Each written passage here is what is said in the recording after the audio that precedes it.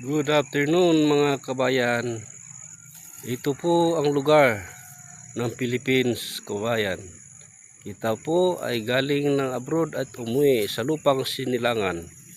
At ngayon tayo sa Pilipinas at ito maghanap buhay, sariling sikap. Kumbaga, magtrabaho tayo sa sarili natin. Huwag tayong asa na sa mga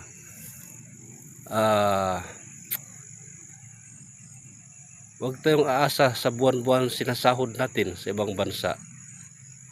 Kaya uwi tayo dito sa lupang sinilangan natin at dito tayo maggawa ng kunting negosyo.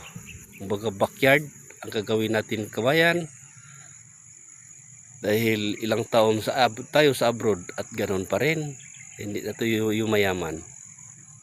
Kaya dito tayo, kabayan, sa lupang Sinilangan.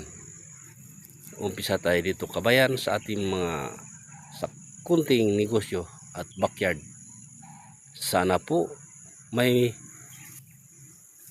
pagpala rin tayo at samahan tayo sa Panginoon sa ating mga pangarap sa buhay.